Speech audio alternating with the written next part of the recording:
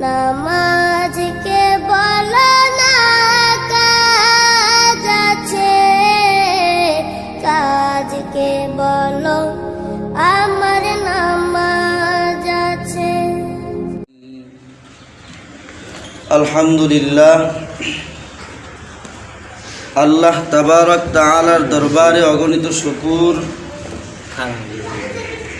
যে মহান আল্লাহ পাক রব্বুল আলামিন আমাদেরকে আল্লাহ তাআলার গড় মসজিদে আসার এবং বসার তৌফিক দান করেছেন। এজন্য সকলে অন্তরের অন্তরস্থল থেকে ঈমানি আওয়াজে উচ্চ কণ্ঠে শুকরিয়া আদায় করি, বলি আলহামদুলিল্লাহ। সম্মানিত হাজিরিন, বান্দা যখন আল্লাহ পাক রব্বুল আলামিনের নাম উচ্চারণ করে, আল্লাহ তাআলা শুকরিয়া আদায় করে, আল্লাহ পাক রব্বুল আলামিন ওই বান্দা এবং বান্দির জন্য ফেরেশতাদের মজলিসে প্রশংসা করে। আবারও বলি সুবহানাল্লাহ। তো সম্মানিত হাজিরিন, আমাদের অন্তরকে নরম বানানোর মেহনত করতে হবে। আর এই জন্য বুজুর্গান দিন জিকিরের আমল দেন। জিকির, যে ব্যক্তির অন্তর যত বেশি শক্ত তার জন্য জিকিরের আমল ততই বাড়াইতে হবে। যেই বান্দার জিকিরের আমল থাকবে না, সেই বান্দার অন্তর থেকে কালো দাগ পরিষ্কার হবে না। আর সেটা কোরআন তেলাওয়াতের মাধ্যমেও হইতে পারে, আল্লাহ তাআলার সিফতি নামের জিকিরের মধ্যেও হতে পারে। সম্মানিত হাজিরিন, কলব পরিষ্কার কিভাবে করতে হবে? সাহাবায়ে আজমাইন রাদিয়াল্লাহু তাআলা আনহুম পয়গম্বর আরবি সাল্লাল্লাহু আলাইহি ওয়াসাল্লামকে জিজ্ঞাসা করতেছেন, ইয়া রাসূলুল্লাহ, ইয়া হাবিবাল্লাহ, লোহার মধ্যে যখন মরিচা পড়িয়া যায় আর এই মরিচা পরিষ্কার করার জন্য বিভিন্ন যন্ত্রের আছে, বিভিন্ন জিনিস আছে যেটা দিয়া সেই মরিচাগুলি পরিষ্কার করা যায়, কিন্তু ইয়া রাসূলুল্লাহ, আমাদের অন্তরের মধ্যেও তো এক প্রকারের মরিচা পড়ে, সেগুলি আমরা কিভাবে পরিষ্কার করব? পয়গম্বর সাল্লাল্লাহু আলাইহি ওয়াসাল্লাম বলতেছেন, ও সাহাবায়ে কেরাম, তোমরা কি আল্লাহ তাআলার কোরআন পড়ো না? আল্লাহ তাআলার কালামে পাকের মধ্যেই তো অন্তর পরিষ্কার করার ঔষধ আল্লাহ দিয়ে দিয়েছেন। সুবহানাল্লাহ। আল্লাহ তাআলা অন্তর পরিষ্কার করার ঔষধ কালামে পাকের মধ্যে দিয়েছেন। দুনিয়ার মধ্যে আপনার সমস্ত রোগের ঔষধ আছে, কিন্তু আপনার মন কিভাবে ভালো হবে এই রোগের ঔষধ দুনিয়াবি ডাক্তারের কাছে নাই। এই রোগের ঔষধ পাওয়ার জন্য আধ্যাত্মিক রাহবার বুজুর্গানে দ্বীনের খেদমতে যাইতে হবে। আপনি মাসালা মাসাইল ওয়াজ মাহফিলে গেলে শিখতে পারেন, যে কোনো কিছুই শিখতে পারেন, কিন্তু এই যে আপনার অন্তর পরিষ্কার করা মেহনত, সেই অন্তর পরিষ্কার করার মেহনতের জন্য আরেকজন বুজুর্গের সহবতে যাইতে হবে। একজন বুজুর্গের সাথে সবসময় আপনার সময় দিতে হবে, তার চাল চলন আপনাকে অনুসরণ করতে হবে। এই পর্যন্ত যত বুজুর্গানে দিন আছে, কেউ একা একা বুজুর্গ হতে পারে নাই আরেকজনের অনুসরণ ছাড়া। যে কোনো কাজেই বলেন না কেন, দুনিয়াবি বলেন আখেরাতের বলেন, অনুসরণ ছাড়া কেউ কিছু হতে পারে না। যায় দেখেন, যে ব্যক্তি গাড়ির ড্রাইভারি শিখছে সেও আগে হেল্পার ছিল, ঠিক নাকি? আগে গাড়ির ভাড়া উঠাইছে, তারপরে হেল্পারি করছে, করতে করতে এক সময় মাঝে মধ্যে ড্রাইভারে বলছে, এই খালি তোরা হেল্পারই করবি, আমি একটু রেস্ট নেই, তোরা একটু গাড়ি চালা। আছে না নাই? আছে। এই চালাইতে চালাইতে কিছুদিন পরে আর হেল্পারই ভালো লাগে না, পরে নিজেও ড্রাইভারি করে। করে কি করে না? তো সম্মানিত হাজিরিন, দুনিয়ায় দেখবেন সব কাজের মধ্যেই উস্তাদ আছে। উস্তাদ আছে না? আছে। উস্তাদ ছাড়া কোনো কাজ করা সম্ভব না। যে কোনো কাজের মধ্যে আপনি হাত দিবেন, তার আপনার কলবকে আপনি সোজা করবেন, এই জন্য আপনার একজন হক্কানি বুজুর্গ আল্লাহর ওলির সহবতে থাকতে হবে। সম্মানিত হাজিরিন, বুজুর্গরা সবসময় আল্লাহর বরত্বের কথা বলে, আল্লাহর দ্বীনের কথা বলে, হেদায়েতের কথা বলে। আর তাদের কথা শোনার পরে অন্তর এরকম নরম হয়ে যায় যে তাদের কথাগুলি শোনার পরে ইবাদত মজা লাগে, আমল করা মজা লাগে, সমস্ত গুনাহ বাদ দিতে মনে চায়। আর যতক্ষণ পর্যন্ত আল্লাহওয়ালাদের সোহবতে না থাকব ততক্ষণ পর্যন্ত আমাদের কলব পরিষ্কার করা সম্ভব হবে না। যতক্ষণ পর্যন্ত আমার কলবের ভিতর হিংসা বিদ্বেষ থাকবে ততক্ষণ পর্যন্ত আমার কলব পরিষ্কার হবে না। যতক্ষণ পর্যন্ত আমার কলবে বরত্বের সেই আসর থাকবে ততক্ষণ পর্যন্ত আমার কলব পরিষ্কার হবে না। এই জন্য কবির ভাষায় বলতেছেন, সহবতে সলে তুরা সলে কুনাদ, সহবতে তলে তুরা তলে কুনাদ, সহবতে সলে তুরা সলে কুনাদ, সহবতে তলে তুরা তলে কুনাদ। সৎসঙ্গে স্বর্গদাস, অসৎ সঙ্গে সর্বনাশ। এজন্য আল্লাহ ওয়ালাদের পিছনে মেহনত করতে হবে। যারা বড় বড় বুজুর্গ হয়েছে তারা তার চাইতে বড় বড় আল্লাহ ওয়ালাদের জুতা সোজা করেছে। যারা বড় বুজুর্গ হয়েছে তারা রাত্রের 12টার সময় ঘুম থেকে উঠে তাহাজ্জুদের আমল করেছে। যারা বড় বড় বুজুর্গ হয়েছে তারা মানুষের কোনো অসুবিধা দেখলে সেটা সমাধান করার চেষ্টা করেছে। রাত্রের বেলায় উঠে বাথরুম পরিষ্কার করেছে, প্রস্রাবখানা পরিষ্কার করেছে। সম্মানিত হাজিরিন, আজকে তো বাথরুমের দ্বারে কাছে গেলেই আমাদের মনটা অন্যরকম হয়ে যায়। আজকে আমাদের মন অন্যরকম হয়ে যায়। যদি বাথরুম পরিষ্কার করার জন্য, প্রস্রাবখানা পরিষ্কার করার জন্য আমাদেরকে বলে, আমরা নাক সিলকায় দেই। কিন্তু বড় বড় বুজুর্গ আলেদিন যারা ছিলেন তারা এটাকে মনোযোগ সহকারে বেছে নিয়েছেন। কারণ হলো আল্লাহওয়ালারা এই বাথরুম প্রস্রাবখানা পরিষ্কার করার জন্য কেন বলে যে এইগুলি পরিষ্কার করলে অন্তরে সেই কালো দাগ মুছে যায়, নিজের ভিতর যে একটা অহংকার আছে সেই অহংকার দূর হয়ে যায়। সম্মানিত হাজরিন, অহংকার দূর হয়ে যায়। আজকে মানুষ ধ্বংস হওয়ার 1 নাম্বার কারণ হলো অহংকার আর গর্ব।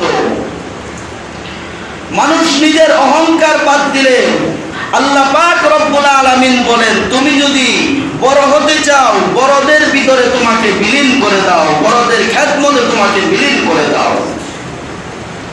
সাধারণত একটা পদের আশায় এমপি সাহেব, মন্ত্রী সাহেব রাত্রের 12টা নাই 1টা নাই যখনই ফোন করুক না কেন দেখবেন মোবাইলটা রিসিভ করার সঙ্গে সঙ্গেই বলে, যদি ওরে আহমদ তুমি যদি ভালো একটা নেতা হতে চাও ঘুমানো যাবে না, তাড়াতাড়ি রাজপথে দৌড়ায় আসো। সাধারণত একটা পদের লোভের এই ফোনটা রিসিভ করার সঙ্গে সঙ্গে বিবি বাচ্চা সব কিছু বাদ দিয়া ওই নেতাদের ডাকে যায় সাইরা সারা দেওয়ার চেষ্টা করে। ঠিক না বেটি? আল্লাহ পাক রব্বুল আলামিন বলে, ওরে বান্দা তোমার জন্য আমি এত সুন্দর একটা জান্নাত সাজায়া রাখলাম, আর আমার জান্নাতের জন্য রে বান্দা তুই কিছু করলি না। আমি তো ঠিকই তোমাকে জান্নাত দেওয়ার অপেক্ষায় দাঁড়ায় রয়েছি। ওরে বান্দা রাত্রের 12টার সময় আমি আল্লাহ তোমাকে ডাকি, কিন্তু বান্দা এখনো তোমার বালিশের সাথে সম্পর্ক, বিছানার সাথে সম্পর্ক, এখনো তোমার স্ত্রীর সাথে সম্পর্ক, এখনো তোমার মা বাবার সাথে সম্পর্ক, দুনিয়ার সাথে সম্পর্ক। এখন পর্যন্ত তুমি বিছানা ছাড়তে পারলা না, এখন পর্যন্ত তুমি লেপ কম্বল ছাড়তে পারলা না, এখন পর্যন্ত সন্তানের মায়া মহাব্বত ছাড়তে পারলা না, এখন পর্যন্ত তোমার বিবির মহাব্বত ছাড়তে পারলা না। ও বান্দা, আমি আল্লাহ তোমাকে সপ্তম আকাশে থাকে তোমার নাম ধরে ধরে ডাকতেছি রে বান্দা।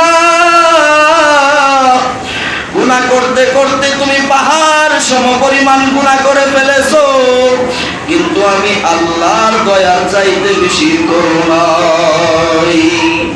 আল্লাহ পাক রব্বুল আলামিন ডাক দিয়া বলে, ওরে বান্দা, এখনো সময় আছে, ঘুম ছাড়ো, বিবি বাচ্চা ছাড়ো, সব কিছু ছাড়িয়া যাই নামাজে দাঁড়ায়া যাও। যাই নামাজে দাঁড়ায়া যদি তোমার চোখের পানি আমি আল্লাহর কাছে একটু পালাইতে পারো, আমি আল্লাহ তোমার সমস্ত গুনাহগুলি মাফ করিয়া দিব। বান্দা, আমি আল্লাহ কোরআনে বলেছি, ওয়ালিয়াদহাকু কালিলান ওয়ালিয়াবকু কাসীরা। আমি আল্লাহ বলেছি, দুনিয়ার জমিনে কম কম করে হাসো, বেশি বেশি করে কাঁদো। ওরে বান্দা, আমি বলেছি জাহান্নামকে বেশি স্মরণ করো, জাহান্নাম বড় ভয়াবহ জিনিস। ওরে বান্দা, দুনিয়ার সূর্যের তাপটা তোমার সহ্য হয় না, মাথার মস্তক গরম হয়ে যায়। ও বান্দা, সূর্যের তাপে জমিনটা গরম হয়, সেই জমিনের মধ্যে তুমি পা দিতে পারো না। পা দেওয়ার জন্য তুমি জুতা ব্যবহার করো। ওরে বান্দা, কাল কিয়ামতের ময়দানে যেদিন আসমানটা চূর্ণ বিচ্ছুন্ন হয়ে যাবে, আসমান থাকবে না, জমিনটাও মাটির জমিন থাকবে না, সূর্যের তাপে এই জমিনটা তামা হয়ে যাবে। ওরে বান্দা, মাথার অর্ধ হাত উপরে সূর্য চলে আসবে। ও বান্দা, দুনিয়ার জমিনে সূর্যের তাপের জন্য ছাতা ব্যবহার করো, কিন্তু কাল কিয়ামতের ময়দানে কোনো ছাতা থাকবে না। ও বান্দা, দুনিয়ার মধ্যে যদি তুমি রমজান মাসের 30টা রোজা রাখো, আমি আল্লাহ কাল কিয়ামতের ময়দানে তোমার মাথায় ছাতার ব্যবস্থা করে দিব। ও বান্দা, তুমি যদি 5 ওয়াক্ত নামাজ নিয়ে আসো, তাহলে আমি আল্লাহ তোমার জন্য রৌদ্রের তাপটা হালকা করে দিব। ও বান্দা, এখনো সময় আছে, জাহান্নামকে স্মরণ করো। সাহাবায়ে কেরাম ডাক দিয়া বলে, ইয়া রাসূলুল্লাহ, ইয়া হাবিবাল্লাহ, জাহান্নামের কি অবস্থা হবে? ও মুসলমান ইমানদারেরা, সাহাবায়ে কেরাম হুজুর সাল্লাল্লাহু আলাইহি ওয়াসাল্লামের মজলিসে বসা, এমন সময় একটা আওয়াজ হয়েছে। আওয়াজ শুনে সাহাবায়ে কেরাম বলতেছে একজন আরেকজনকে, এটা কিসের আওয়াজ? সাহাবায়ে কেরাম ডাক দিয়া বলে, আল্লাহ এবং আল্লাহর পয়গম্বরই ভালো জানে। এবার পয়গম্বরকে ডাক দিয়া বলো, পয়গম্বর, এত আওয়াজ কোনোদিন শুনি নাই, এরকম শব্দও শুনি নাই। এবার পয়গম্বর ডাক দিয়া বলতেছে, ও সাহাবায়ে কেরাম, 70 বছর আগে একটা পাথরকে জাহান্নামের কুয়ার মধ্যে ফেলানো হয়েছিল। আজকে 70 বছর পূর্ণ হয়েছে, তারপরে ওই পাথরটা জাহান্নামের নিচে ওয়াইল দুজকের মধ্যে যায় পড়ছে। সেই শব্দটা আজকে তোমার কানের মধ্যে লাগছে। ও সাহাবায়ে কেরাম, তোমরা কি জানো এই জাহান্নামের মধ্যে কাকে কাকে রাখা হবে? ও বাবাজিরা, ও ভাইরা, আজকে কথায় কথায় মিথ্যা কথা বলেন। যারা মিথ্যা বলবে তারা ওয়াইল দুজকে থাকবে, যারা সুদ খাবে তারা ওয়াইল দুজকে থাকবে, যারা মিথ্যা অপপ্রচার করবে, ও মুসলমান ইমানদারেরা অন্যের মাল আত্মসাৎ করবে, তারা ওয়াইল নামক দুজকের মধ্যে থাকবে।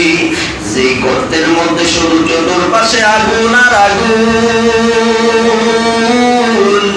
যখন বান্দাকে জাহান্নামের রশি লাগায়া টাইনা জাহান্নামে ফালায়া দিতে চাইবে, বান্দাকে রশি লাগানোর পরেও বান্দা যাইতে চাবে না। ও মুসলমান ইমানদারেরা, কিন্তু রশি লাগায় যখন টান মারবে থাকতে পারবে না।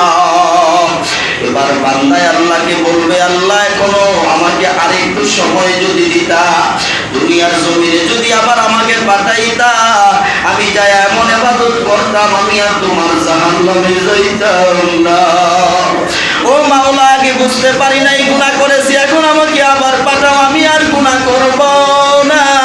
আল্লাহ পাক রব্বুল আলামিন বলে, ওরে বান্দা, তোকে 60 বছর, 70 বছর, 100 বছর, 120 বছর হায়াত দিয়েছিলাম, হায়াত দিয়ে তুমি গর্ব করছো, হায়াতের কোনো শুকরিয়া তুমি আদায় করো নাই। তোমার জিন্দেগিতে কোনোদিন একটা সেজদা আমি তুমি মাওলাকে দাও নাই। তোমার মাকে মা বলিয়া ডাকছো, বাবাকে বাবা বলিয়া ডাকছো, কিন্তু আমি আল্লাহকে বলেও একটা আল্লাহ বলিয়া ডাক দাও নাই।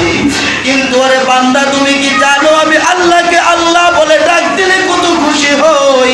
তোমার মাকে মা বলে ডাক দিলে যেমন তোমার মায়ের অন্তরটা ভরিয়া যায়, তোমার বাবাকে ডাক দিলে যেমন তোমার বাবার অন্তরটা ভরিয়া যায়।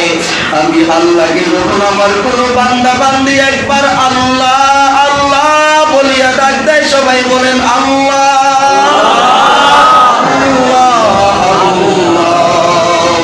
আল্লাহ বলে একবার যদি আমার বান্দা বান্দিরা আল্লাহ বলিয়া ডাক দেয়, আমি আল্লাহ ওই বান্দার উপর খুশি হয়ে যাই। আল্লাহ, তোমাকে দুনিয়ার জমিনে আমি একটা সন্তান দিয়েছিলাম, তোমার সন্তানটা তোমাকে মা বলে ডাকে না, এই জন্য তুমি অস্থির হয়ে গেছো। তোমার স্ত্রীকে মা বলে ডাকে না, তোমাকে বাবা বলে ডাকে না, এই জন্য অস্থির হয়ে গেছো। ইমামের কাছে তাবিজের জন্য দৌড়াও, বুজুর্গদের কাছে দোয়ার জন্য দৌড়াও, পানি পড়ার জন্য দৌড়াও, কিন্তু আমি আল্লাহকে যে তুমি আল্লাহ বলে ডাকলা না, ইচ্ছা করলে আমি আল্লাহ তোমাকে ধ্বংস করে দিতে পারতাম, কিন্তু দেই নাই। ওরে বান্দা, এখন আর তোমাকে দুনিয়ায় পাঠানো সম্ভব না। সেই জায়গার মধ্যে কবর হলো এমন একটা জায়গা, যে জায়গায় শুধু যাওয়া যায় আর আসা যায় না। ও মুসলমান ইমানদার আল্লাহর গোলাম, একজন বুজুর্গ, তার কাছে তার মুরিদানরা প্রশ্ন করেছে, হুজুর কবরের আযাব কেমন সেটা আপনি কি আমাদেরকে জানাইতে পারবেন? কবরের ভিতর কি হয়? বুজুর্গ বলতেছে, আমি যখন মারা যাব, মারা যাওয়ার পরে আমার কবরের উপর একটা কাগজ একটু কলম রাইখা আসবা। এবার মারা যাওয়ার পরে দাফন কাফনের পরে একটু কাগজ এবং কলম রাইখা সবাই চলে গেছে। কিছুক্ষণ পরে মুরিদরা দেয় কাগজটা আইনা দেখে ওই কাগজের উপর একটা লেখা, কবরের ভিতর কি হয় তা নিজে আইসা দেখতে হয়, আরেকজন বলা যায় না। ও মুসলমান ইমানদারেরা, কবরের জগৎ অত্যন্ত কঠিন জগৎ। এই জন্য আল্লাহকে এখন দুনিয়া থেকেই ডাকতে হবে, দুনিয়া থেকেই ডাইকা খুশি করতে হবে। এই জন্য সকালে জিকির করতে হবে, বিকালে জিকির করতে হবে। আমি হাতে কাজ করব, পায়ে কাজ করব, সবসময় মুখে কার জিকির করব? হাতে করবে হাতের কাজ, পায়ে করবে পায়ের কাজ। হাতে করবে হাতের কাজ, পায়ে করবে পায়ের কাজ, মুখে করবে আল্লাহর কাজ। লা ইলাহা ইল্লাল্লাহ, লা ইলাহা ইল্লাল্লাহ, লা ইলাহা ইল্লাল্লাহ, লা ইলাহা ইল্লাল্লাহ, লা ইলাহা ইল্লাল্লাহ, লা ইলাহা ইল্লাল্লাহ, মুহাম্মাদুর রাসূলুল্লাহ।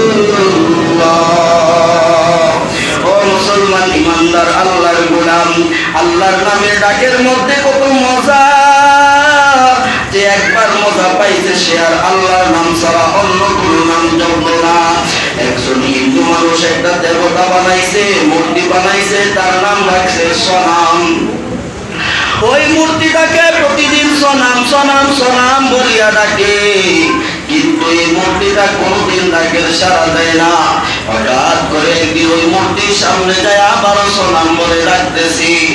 যখন হঠাৎ করে মুখ দিয়া ভুলে সমান আল্লাহ তাআলার গুণবাচক শব্দটা উচ্চারণ হয়ে গেছে, সমাজ শব্দটা উচ্চারণ হওয়ার পরে গাইবে থেকে একটা আওয়াজ উচ্চারণ হয়ে গেছে, রে বান্দা তুমি আমাকে ডাকো কে? সুবহানাল্লাহ। আল্লাহ পাক রব্বুল আলামিন বলে, বান্দা তুমি আমাকে কেন ডাকো, কেন ডাকো? এবার বান্দা ডানে তাকায়, বামে তাকায়, সামনে তাকায়, পিছনে তাকায়, কোথায় কিসের আওয়াজ? আবার বান্দা ইচ্ছা করে বলে সমাদ। সমাদ বলার সঙ্গে সঙ্গে আবার গায়ের থেকে আওয়াজ হয়, বান্দা ডাকো কে? আবার বান্দা ডানে খুঁজে, বামে খুঁজে, সামনে পিছনে পিছনে কোথাও পায় না। আবার জিজ্ঞাসা করে কে তুমি, কোন জায়গা থেকে আমার ডাকের সাড়া দিতেছো? আল্লাহ পাক রব্বুল আলামিন বলে, ও আমার বান্দা, আমি আর কেউ নয়, আর কেউ নয়, আমি তোমার সৃষ্টিকর্তা, আমি তোমার পালন কর্তা, আমি তোমার রিজিক দাতা আল্লাহ। আমার ইমানদার আল্লাহর গোলাম। এবার হিন্দু ব্যক্তি চোখ দিয়া জর কইরা পানি গুলিয়ে ছাইরা দিছে। এবার মূর্তি থেকে মুখটা সরায় নিয়া বলে, আল্লাহ তুমি কেমন মালিক, আমি এতদিন তোমাকে চিনি নাই। মালিক এতদিন আমি তোমাকে ডাকি নাই, আজকে তোমাকে বলে ডাক দিয়া এত মজা পাইলাম। আগে যদি জানতাম তোমার ডাকের মধ্যে এত মজা, খাওয়া বাদ দিয়া, বিবি বাচ্চা বাদ দিয়া, সব বাদ দিয়া আমি তোমার গোলামিতে লিপ্ত হয়ে যাইতাম। আল্লাহ আমি তো আগে বুঝতে পারি নাই, আজকে থেকে তওবা করলাম, আমার সমস্ত গুনাহগুলি মাফ করিয়া দাও। যতদিন পর্যন্ত দুনিয়ায় থাকবো তোমার গোলাম হয়ে থাকবো। আরো আস্তে বল সুবহানাল্লাহ, আরো আস্তে বল সুবহানাল্লাহ। খালি যারা সামনে আছে এরা কয়, পিছে যারা আছে এরা কয় আমরা বাচ্চা গেছি। হুজুরের কাম তো খালি সামনেই, সামনে যারা এই ফিলামের এই ছেড়ে আছেন তারা সুরতাহেন, পিছনের এক শক্তিটাও দেখার দরকার আছে। আপনারা বলেন সুবহানাল্লাহ। আচ্ছা, আগে সামনের কাতার থেকে আওয়াজ হয়েছে না, এখন আরো শক্তি আছে, আরেকটু আওয়াজ দিয়া বলেন সুবহানাল্লাহ। এখন সামনে পিছনে একসাথে হয়ে বলেন সুবহানাল্লাহ। এই যে সুবহানাল্লাহ বললেন, এই সুবহানাল্লাহর ভিডিও রেকর্ড আসমানে চলে গেছে। আল্লাহ তাআলার কাছে ফেরেশতারা যায়, যখন একজনের উপর আরেকজন, আরেকজনের উপর আরেকজন এভাবে গেছে, যাওয়ার পরে আল্লাহ কই কি খবর, কোন জায়গা থেকে আজকে আসছো? আল্লাহ তাআলা তো দেখতেছেন, সবকিছুই দেখেন, সবকিছুই জানেন।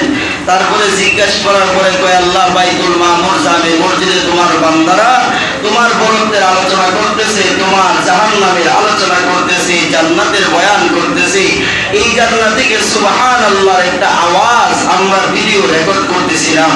তখন কই তোমরা তো বলছো যে আমার বান্দা সুবহানাল্লাহ আলহামদুলিল্লাহ বলবে না, যে তারা যে সুবহানাল্লাহ আলহামদুলিল্লাহ বললো, আমি আল্লাহর প্রশংসা করেছি, এই জন্য তোমরা সাক্ষী হয়ে যাও, যারাই আমার প্রশংসা করেছে আমি আল্লাহ তাদের পিছনের সমস্ত গুনাহগুলি মাফ করে দিয়েছি। এখন যারা মনের মধ্যে তালা দেওয়া বলে দিয়েছে, এর অবস্থা কি? যারা সুবহানাল্লাহ জোরে আওয়াজ দিয়ে কইছে এরা মাফ পেয়ে গেছে, আর যাদের মুখ বন্ধ এরা মাফ পাইছে? তাহলে এগুলো বলার দরকার আছে না নাই? যারা যারা মুখ বন্ধ করে রাখছিলেন আবারও বলেন সুবহানাল্লাহ।